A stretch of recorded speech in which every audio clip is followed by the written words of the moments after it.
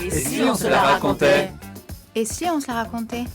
Bienvenue sur ce podcast réalisé et animé par des membres de l'association de l'UNADEF de Toulouse. Nous sommes déficients visuels Et souhaitons partager nos aventures. Nos rêves. Ce qui nous anime, Et bien d'autres choses encore. Fermez les yeux, détendez-vous et bonne écoute. Salut tout le monde et bienvenue sur un nouvel épisode de Et si on se la racontait? Dans les studios de l'UNADEV, aujourd'hui j'accueille Séverine, Bonjour. Isabelle Bonjour. et Yanis. Bonjour. On va parler de showdown. Le showdown, ça me tient à cœur parce que je suis pratiquant, comme vous deux, Séverine et Isabelle. Et Yanis, toi tu es coach, tu es éducateur sportif à l'UNADEV de Toulouse, mais tu es coach de showdown aussi. Est-ce que tu peux nous expliquer un petit peu ce qu'est le showdown? Alors le showdown, c'est une discipline sportive, un e-sport. Une discipline sportive c'est un sport de raquette, donc c'est une confrontation, c'est du 1 contre 1. Donc c'est un sport individuel, mais qui peut se jouer aussi par équipe. Donc on est sur une table, une longue table qui fait à peu près 3 mètres, 3 mètres 20, 1 mètre 20 de large, qui se joue avec une balle, une raquette en bois. Donc j'ai apporté une balle aussi à l'oreille, on peut le... Une balle sonore donc. Voilà. Donc une balle sonore. Et puis le but du jeu, c'est de marquer un but et de ne pas prendre de but. Donc on a une pochette de but dans chaque camp. Donc on doit défendre son but et on doit marquer. Donc c'est assez dynamique, c'est très rapide. Ça allie stratégie, ça allie technique, finesse, puissance, endurance. Non, c'est une discipline sportive mentale aussi, ouais. et mentale. Ouais. Ouais, complètement. Donc c'est une table qui a des rebords pour pas que la balle tombe et on a le droit de faire des rebonds sur les rebords pour troubler l'adversaire et faire des tirs assez différents. C'est exactement ça. Donc, on a différents tirs. Donc, on peut, selon l'adversaire que l'on a, le type de défense, jouer plutôt avec des lignes. Donc, la balle roule tout au long de la paroi. Donc, la paroi fait quelques centimètres pour pas que la balle sorte. On peut jouer aussi en bande. Donc, une bande, deux bandes, fond Un peu comme au d'angle. billard, quoi. Exactement. C'est un jeu de billard, c'est un jeu d'angle. Ça allie précision, puissance, stratégie. C'est une discipline sportive qui est magnifique à jouer, à observer, à entendre. C'est Donc hyper voilà. ludique, on en parlera justement tout à l'heure avec Séverine et Isabelle. Et alors, tu parlais de pochettes tout à l'heure, ce sont en fait des espèces de trous, de demi-trous, en forme de demi-rond, et qui sont en fait des buts C'est ça, à chaque bout de la table. c'est ça. Et c'est là où on doit faire rentrer la balle avec ces fameux tirs. Exactement. On a une surface de jeu, donc une surface de réparation que l'on doit défendre. Donc on a une petite zone crépie qui nous permet de ne pas mettre la raquette dans cette Zone un peu zone-là. tactile pour se repérer les bords du but. Exactement. Donc, si on est dans cette zone, donc ça évite que le joueur défende finalement au-dessus de son but. Donc, lorsqu'on est dans cette position, c'est une défense illégale. Et le but du jeu, c'est d'avoir un gant. Donc, son gant, c'est la partie défensive avec la raquette et de défendre tout autour de cet arc de cercle. Alors je précise qu'on porte un gant rembourré parce que c'est une balle dure, un peu comme une balle de ping-pong, mais peut-être un peu plus dure, mais qui est grosse balle- comme C'est une ça, une balle de clémentine, un peu plus petit qu'une balle de Un peu tennis. plus petit qu'une balle de tennis. C'est du plastique très dur. Ça fait mal selon les joueurs contre qui on joue. Ça peut Ouais, ça peut aller aller très très vite, ça vite. peut faire mal. Donc, on a des gants, si tu veux, de hockey sur gazon. Donc, hyper rembourrés au niveau des Ouais. doigts, des phalanges, de la main en règle générale. Donc, ça permet de protéger la main, mais aussi de défendre. Et donc, la main, donc moi qui suis droitier, quand je joue main droite, donc j'ai le gant au niveau de ma main droite. Et ma main gauche, donc, qui est en dehors de la surface de jeu. C'est mon troisième appui, donc je la positionne soit sur une petite réglette en bois au niveau de la table, ou bien sous la table, ou bien le long du corps. Mais il faut s'ancrer sur la table pour être le plus stable possible. Et alors les raquettes sont un peu particulières. Alors, il me semble que c'est à peu près la longueur d'une raquette de ping-pong, mais elle n'est pas ronde. Comme là, une raquette de ping-pong, elle est plutôt un petit peu allongée, un Ouais, peu comme c'est une ça, c'est spatule. ça. On quoi, appelle souvent finalement. la spatule, surtout les débutants, quand Ouais. on leur fait découvrir le matériel. On a un manche en relief, donc avec une petite plaque, moi j'appelle ça une plaque, donc assez longue, pas très très large. On peut y mettre une balle, voire un peu plus d'une balle sur la largeur de la plaquette. Et ensuite, elle a soit des bouts arrondis, soit moins arrondis. Ça dépend vraiment du style de raquette. Et ensuite, Donc c'est une raquette en bois, le revêtement est en bois et puis à l'intérieur on peut retrouver selon la gamme de raquettes différents matériaux, du Kevlar, fibre de carbone, autres matériaux quoi. Prise en sandwich entre C'est les ça, deux lames de bois. c'est Alors. ça. Et alors, est-ce que tu peux nous dire les 2-3 règles les plus importantes à connaître pour jouer au showdown? Alors il y en a beaucoup, pour des personnes qui souhaitent débuter, le plus important, ça va être la sécurité, hein, comme dans toute pratique sportive. Donc, c'est déjà d'avoir son matériel, en correct état, d'avoir son gant, sa raquette, d'avoir sa main qui n'est pas gantée en dehors de la surface de jeu et de pouvoir toujours connaître, si son adversaire est prêt, donc est prêt à jouer parce que, l'adversaire peut avoir la main pour prendre ses repères avec, la main qui n'est pas gantée. Donc, on demande toujours si l'adversaire ou son coéquipier en face est prêt. Et ensuite donc, au niveau des règles de base, donc le service, c'est un peu comme au tennis de table. Donc le rebond, ça va être plutôt un impact au niveau de la paroi avant le plexiglas. On n'en a pas parlé, mais le plexiglas justement et je disais que c'était un sport de raquette. La balle finalement roule sur la table. Elle roule, elle ne rebondit jamais. Et le Quelquefois plexiglas, c'est un peu ce qui est à la place du filet sur une table de ping-pong, sauf qu'il est placé en hauteur, c'est-à-dire que la balle doit passer sous le plexiglas. exactement, donc la balle finalement quand elle roule, elle fait du bruit, elle est audible, on a cette information sonore. Quand elle est en l'air, il y a plus d'informations. Donc la balle, finalement, pour une personne qui a un masque, opaque, devant ses yeux, et qui se fie surtout, aux vibrations et notamment au bruit, si la balle est en l'air, pas d'information, donc la balle est obligée de rouler. Elle roule sous la paroi, donc on a on va dire une largeur, une hauteur un peu plus qu'une balle pour qu'elle puisse passer et donc ce rebond-là, ce que j'expliquais sur le service, le rebond doit être effectué, donc l'impact avant le plexiglas. Le plexiglas est au milieu de la table et ensuite la balle peut circuler ensuite, sur le camp de l'adversaire pour marquer ou bien le mettre en difficulté. Donc ça c'est une des 2 règles et pour une troisième, ça va être, du coup de ne pas mettre sa raquette dans son but et de ne pas être en défense illégale. Enfin, de ne pas obstruer le but et donc ça serait de Exactement, la triche, quoi. exactement. Donc c'est un sport qui est un peu plus complexe que ces 3 règles que tu viens de nous C'est ça. dire, mais on laissera les gens aller découvrir dans le centre près de chez eux pour plus d'informations. Isabelle et Séverine, vous êtes tout comme moi joueuses dans le club du centre de l'UNADEV. Comment vous vivez cette pratique au sein de ce club, Isabelle? On la vit très bien, ma foi, tout se passe très bien. On a un coach qui nous fait des entraînements très spécifiques et très qualitatifs. On a une équipe très agréable. On joue dans la bonne humeur, la bonne ambiance. Et voilà. Ça fait combien de temps que tu joues dans ce club, toi? Moi, ça va faire 3 ans, ou 2 ans et demi, 3 ans. Et 2 ans vraiment bien encadrés par Yanis et Kevin. Donc tu sens une vraie progression depuis 3 ans? Ah oui, là, depuis les 2 dernières années, je sens une belle progression. Les coachs nous donnent de bons conseils et nous encouragent et nous disent sur quel axe évoluer. C'est vraiment très intéressant. J'aime beaucoup ce sport. Je ne m'en lasserai jamais, je pense. Et toi, Séverine? Alors moi, ce sport, c'est un peu comme Isabelle. En fait, c'est elle qui m'a invitée à venir découvrir un jour le showdown. Et en fait, j'ai été de suite mordue par l'aspect à la fois ludique, parce que moi, je suis pas très sportive dans l'âme. Et en plus, du coup, j'ai découvert, c'est un sport, c'est vrai, on dit individuel, mais en fait, on joue en équipe aussi, on s'apprend beaucoup de choses les uns les autres. Il y a vraiment une bonne ambiance, de la bienveillance entre les joueurs. Et Il y a de l'entraide entre nous, hein, je il y a de trouve. l'entraide. Il y a une vraie Oui, oui. ambiance fraternelle, presque, j'ai envie de dire. C'est ça. Et en plus, bon, du coup, on a tous, enfin, quand on a commencé le showdown ici à l'UNADEV à Toulouse, on a tous commencé en même temps avec Yanis.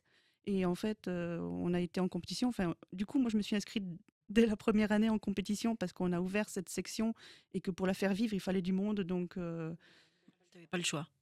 si. T'étais la pionnière, en tout cas. Non, avec Isabelle, puis d'autres.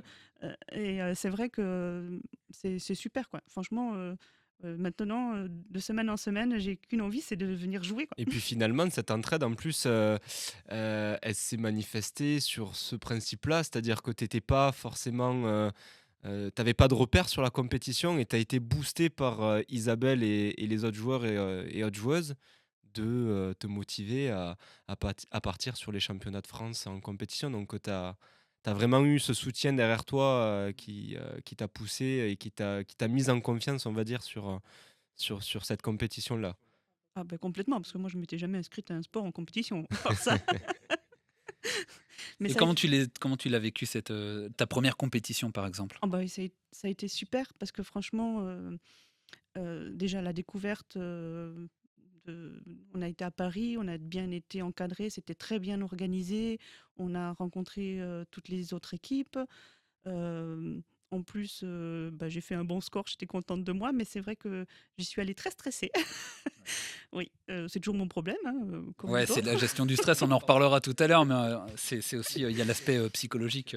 Et c'est vrai que la première fois, on y est allé, on n'avait pas forcément, beaucoup de bagages, techniques, mais finalement on a des gens qui nous ont pris sur le coup, qui nous ont dit: «Mais tu vas apprendre, tu vas l'important c'est la régularité et la technique tu vas apprendre, en exerçant régulièrement», donc voilà. Il y a eu de très bons conseils, Voilà, c'est ça. On parlait d'entraide, au sein du club, mais il y a aussi une entraide, entre les joueurs, au niveau national et je pense que ça, on l'a vécu, tous ceux qui ont fait de la compétition l'ont vécu. Isabelle aussi, toi, tu en c'est quelque chose que tu Oui, as pu tout à fait. expérimenter?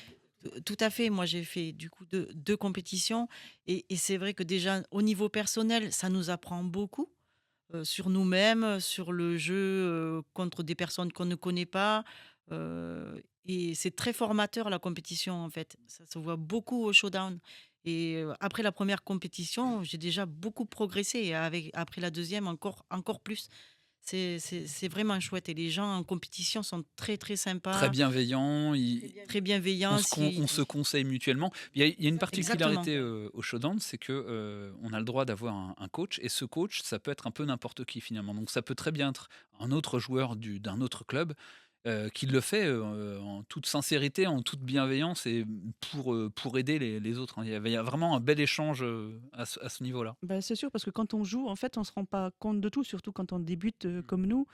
On n'arrive pas à analyser le jeu, de l'adversaire et donc du coup, le coach, il est là pour, parce qu'on a le droit à un temps mort, justement pour, savoir, comment nous on joue et comment l'autre joue pour pouvoir, adapter notre stratégie, pour arriver à gagner.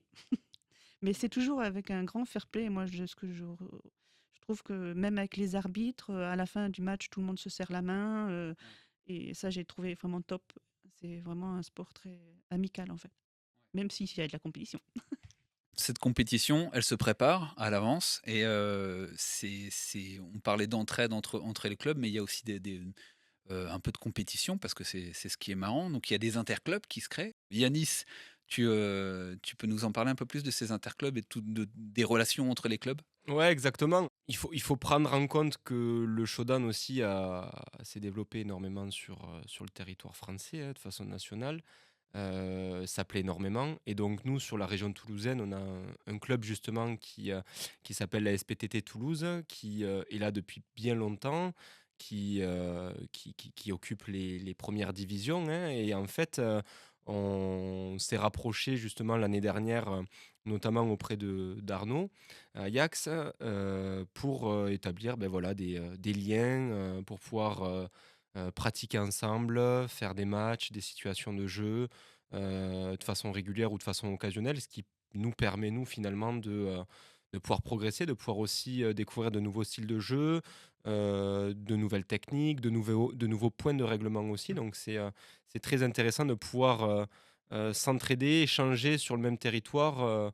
Et puis là, prochainement, tout juste la semaine prochaine, pareil, au sein de l'UNADEV, nous, on a une deuxième section sur le centre de Marseille qui vient du coup pendant 2 jours sur un stage de perfectionnement avec 4 joueurs de leur groupe compétition. Et nous, on les accueille sur 2 jours pour qu'on puisse travailler sur des exercices spécifiques, sur de l'attaque, de la défense, de la stratégie, du jeu sous stress. Enfin voilà, toute cette sorte de panoplie d'exercices. On met en commun tout cela avec ma collègue Sarah. Et voilà, donc il y a tout ça qui est monté, ouais, effectivement. Moi, j'ai commencé, avant, Parce que maintenant, c'est un sport qui est sous l'égide de la Fédération De la française FFH. handisport.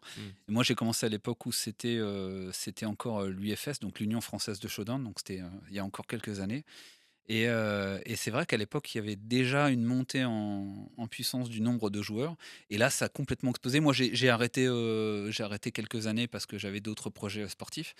Et là, c'est vrai que ça n'a plus rien à voir. Le niveau a vraiment beaucoup augmenté. Il y a plus de divisions, plus de joueurs, plus de clubs. C'est vraiment un truc qui explose en ce Ouais, moment, quoi. exactement. Cette année, il me semble qu'il y a 5 divisions masculines, il y a 3 divisions féminines. Il y a encore 2 Quand j'ai ans. commencé, il y en avait 2.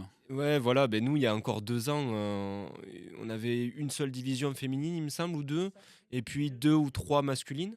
Donc, ouais, ça a vachement, ça s'est vachement développé. Le showdown, finalement, c'est une discipline sportive qui demande énormément de capacité technique, énormément de capacité aussi d'endurance, d'explosivité, de puissance, mais qui est vachement accessible finalement parce que ça demande Ça, très peu de les mobilité deux. au niveau du bas du corps. Et encore, on travaille vachement sur le bas du corps et c'est le tronc de l'arbre, donc il faut avoir beaucoup de stabilité, mais c'est beaucoup accessible pour des personnes, comme disait Séverine, mais finalement à la base pas super sportives, mais qui arrivent à trouver, à se challenger, à trouver du plaisir dans le sport parce que quand on sort d'une séance de 2 heures, 2h30, 3 heures, On est ben, rincé quand on est même. rincé. Ouais, ouais. Ouais, ouais, Et c'est vrai Séverine, que c'est Isabelle, pas- elles sont rincées, elles peuvent le Ouais. témoigner. Mais pas du C'est tout. vrai que c'est pas un sport qui est... C'est vrai que c'est pas un sport qui est très cardio, quoi. Mais ça reste quand même assez physique. Et il y a aussi un point de vue qu'on n'a pas encore développé tout à l'heure, mais qu'on a évoqué tout à l'heure, c'est le côté psychologique, parce qu'on se retrouve quand même face à soi-même. Et Séverine le disait, il y a un côté quand même collectif, parce qu'on est ensemble, on est dans le même club, mais en match, on se retrouve quand même face à soi-même, livré avec... bon, bah, il y a le coach qui peut prendre un temps mort et nous aider un petit peu à nous remettre dedans, à nous conseiller, etc. Mais on se retrouve quand même beaucoup dans un état d'esprit face à son adversaire, mais avec ce côté, il y a notre mental qui est là ou qui n'est pas là, et c'est à nous de gérer Pour moi, c'est de la boxe, hein. On est du 1 contre 1, on s'envoie des coups à chaque fois. Et comme tu disais, en fait, c'est pas forcément cardio, donc c'est très intense. Les échanges sont hyper intenses. On peut marquer un point finalement dès le service, mais on peut avoir aussi des points qui durent une dizaine, quinzaine, vingtaine, trentaine d'échanges. Donc ça peut durer des fois sur des points qui durent plus de 2, 3 minutes. Et des matchs qui peuvent être hyper une demi-heure, ouais, voire express, plus, hein. 10 minutes, et encore du coup beaucoup plus long, 20, 30, 40 minutes. Donc ouais, c'est une guerre mentale, une guerre stratégique, et contre soi et contre son adversaire. Et c'est justement là la partie du coach qui est super importante, c'est de pouvoir prendre au bon moment le temps mort, couper la dynamique de son adversaire, et tout le travail qu'on fait en amont, parce que souvent, ben, il y a la finalité, il y a les compétitions, il y a tout ça, mais il y a un aspect entraînement sur toute l'année qui est très très très important, et c'est le côté un petit peu qu'on voit pas finalement, mais que l'on retrouve ensuite le jour J. Ah ouais, le jour de la compétition. Exactement. Comment tu gères cette guerre psychologique, cet aspect mental, Isabelle? En compétition ou en entraînement d'ailleurs, hein? Pourquoi tu me poses la question à moi? Non, mais je vais la poser à tout le monde. Et je sais qu'on a tous nos ressentis. Et c'est intéressant justement d'avoir des ressentis très différents. Alors oui, moi, mon défaut, c'est que j'ai pas forcément toujours confiance en moi. Et que d'ailleurs, tu es souvent là pour me le rappeler. Mais, mais c'est vrai que aux compétitions, j'ai toujours le trouillomètre à zéro quand j'y vais. Mais après, une fois que je suis dedans, de toute façon, j'ai pas le choix. Et plus le temps passe, et moins je lâche le morceau, et plus je tiens la durée, l'endurance et l'effort. Je suis quand même meilleure par rapport à la compétition de l'année dernière, je pense. Ouais, et puis ça t'est déjà arrivé de faire un exploit, notamment de jouer contre une des meilleures joueuses de ta division et de la gagner parce que t'étais dedans, quoi. T'avais peut-être, je sais pas dans quel état d'esprit t'étais à ce moment-là, mais Eh bien, en fait, on m'a dit, de toute façon, elle est trop forte, tu vas pas, tu la gagneras jamais. tu la gagneras jamais. C'est pas grave si tu perds. Donc, du coup, je pense que je suis partie dans l'optique. Zéro C'est un pression. jeu. Ouais. Et quand je suis dans le jeu, c'est là où je suis la meilleure. Ouais. En général, c'est ça. Et c'est en ça on est tous différents. Séverine, comment tu gères ça, toi? Alors, moi, c'est pareil, je suis une anxieuse, donc tant que je ne suis pas face à la table et que l'arbitre n'a pas dit siffler pour jouer, euh, c'est dur, dur. Mais avant, je fais comme on m'a appris, je respire un bon coup. Ouais. Voilà, comme une collègue me dit, on dirait que je fais l'aigle, là, je hausse les épaules et je fais abstraction du bruit, tout ça, de me Tu te mets dans concentrer. ta bulle. Et une fois que je suis dans ma bulle, en fait, je me dis, ben, je m'en sors pas trop mal. Ouais, ouais. Et en fait, Puis il y a après, il y a le plaisir aussi qui prend le oui. dessus quand même. Ah oui, Une ben, fois le qu'on est plaisir, dedans. ouais, le plaisir de jouer, de bien faire. En fait, je me dis toujours, je fais ce que je peux, je fais le mieux que je peux. Et au moins, c'est ça, en fait, que je suis contente après 2 mois. Parce que je me dis, ben, même si j'ai perdu, parce que bon, on en a perdu plein des matchs et Ouais, on en c'est perdra normal. encore plein. Mais j'ai donné le meilleur de moi-même. Et la première fois que j'ai gagné un match en compétition, j'en revenais pas, je tremblais comme une feuille, les larmes me sont venues. Ah oui, c'est clair. J'étais toute con. Elle arrivait dans mes Ouais. bras. Ouais, Non, ouais, non, ça j'ai pas donne, bougé, c'est toi qui es venu. ça donne des Oui, tu beaux pouvais plus, moments toi. de compétition. Et moi, j'ai eu aussi pas mal de. Moi, je suis content de moi quand j'ai tout donné. Et si j'ai perdu, je me dis, bah, c'est que le gars était plus fort. Moi, j'ai fait ce que j'ai pu. Et voilà, j'essaye de me mettre dans cette optique-là avant les matchs. Et après, d'essayer de prendre du plaisir. Ouais, Parce que c'est un sport, en fait, t'as beau avoir un bon niveau, ben, t'es pas sûr de gagner parce qu'il y a des jours où on est, comme tout sport, il y a des jours où on est mieux que d'autres. Il y a des fois où on a une défense qui est moins bonne que d'habitude, alors que ça peut être un point fort. Mais en fait, il faut jamais désespérer. Et on le voit souvent sur la dernière balle de match, là, avant d'arriver aux 11 points, quand le score est très resserré. C'est souvent la balle où il y a les échanges les plus longs parce que vraiment, on se donne jusqu'à la fin, quoi. ouais. On Et veut- puis c'est un sport individuel, donc c'est pas comme dans d'autres sports collectifs où on se dit si on a un jour de moins bien, ben on fait confiance aux copains à côté. Là, forcément, ben, si on est moins bien, ben, ça C'est C'est c'est... nous notre qui faute. payons l'addition. Voilà, exactement. C'est C'est un immédiat. placement. Mais C'est un placement. c'est ça. Moi, je me souviens c'est d'une ça. fois où, en fait, on fait les matchs en 2 sets. Et donc, du coup, je perds le premier set, normal, quoi, jusque-là. Et je gagne le deuxième set. Donc, ça faisait 1-7-0. Et je me dis, mais non, il va falloir en faire un autre. Oh non, c'est pas possible. Puis ça va très vite hein, dans le scénario du match. Hein. En fait, les buts valent 2 points. Le set va en 11 points avec 2 points d'écart. Donc, si on est un peu moins concentré, on a une baisse un petit peu d'attention, on peut se prendre 2-3 buts. Donc, ça fait rapidement 6 points contre soi. Donc, s'il y a 0-0, ça fait 0-6. Et donc, en fait, finalement, on est déjà à la moitié du set en 2-3 minutes. Donc, Mais c'est marrant parce qu'on peut quand même vite remonter un score parce que un but c'est 2 points. Une faute, donc par exemple quand la balle est envoyée en dehors de la table, c'est 1 point. Donc en fait, ça peut très vite se remonter. On a vu des gros écarts de score remonter en quelques minutes quelques parce minutes. que l'adversaire craque. Et c'est ça qui rend moi ce sport intéressant. C'est ce que j'aime, c'est que vraiment tout c'est qu'une question de mental, de garder l'espoir, de garder la concentration, et tout peut basculer, quoi. Ah ben, quand tu es en Exactement. confiance et que tu mènes, voilà, tu es un peu plus serein. Mais si tu te prends un but, tu vas te dire, Ouais. oh là, et puis tu risques, comme Alors tu que tu avais es le dessus. fragilisé, du coup, tu peux te reprendre un deuxième Exactement, derrière. c'est ça. Ça peut basculer quand- vite, en fait. Ouais, Et exactement. quand c'est ça. les jeux sont équilibrés et que les échanges sont longs, en fait, après, il faut compter sur que l'autre fasse la faute. Et c'est comme ça aussi que tu peux des fois aussi grappiller des points parce que là, on voit qu'on arrive à avoir des niveaux équivalents et c'est des fois dur de marquer et c'est à l'usure, quoi. Ouais.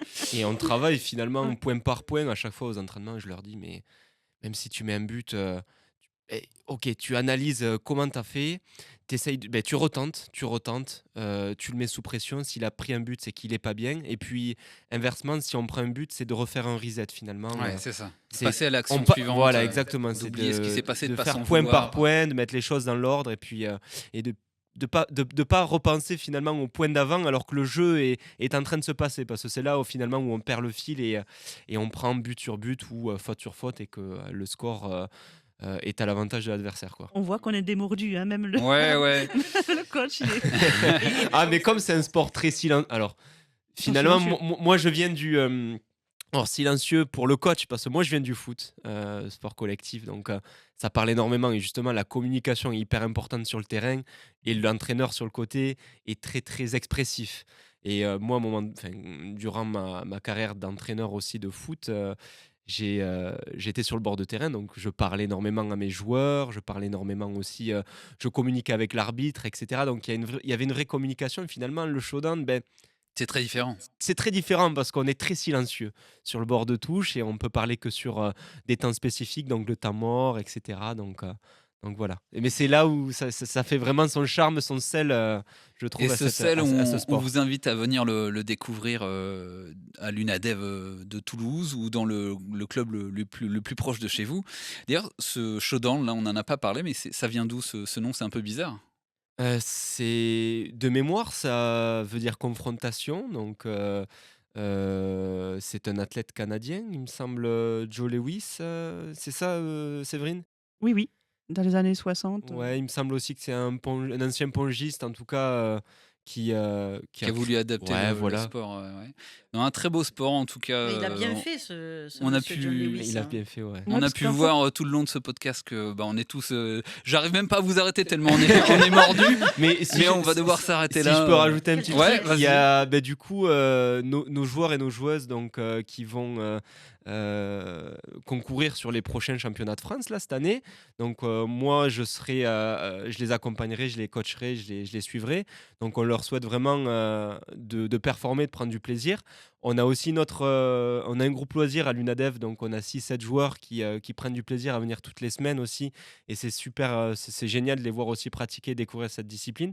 Et puis comme tu disais, moi j'encourage, je motive alors qu'on soit voyant pour donner un peu de son temps, de s'investir dans du bénévolat et L'arbitrage, soit par exemple. arbitrer exactement parce qu'il y a de réels besoins ou bien d'entraîner.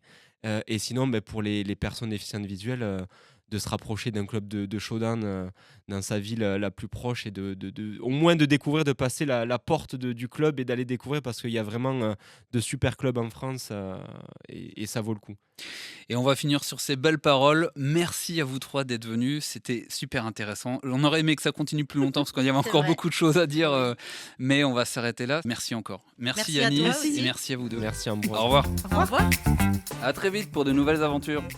Ce podcast existe grâce à tous les intervenants, à la radio Altitude FM, fréquence 93.5, et aux porteurs de ce projet, l'association UNADEV, Union nationale des aveugles et déficients visuels, du Centre régional de Toulouse.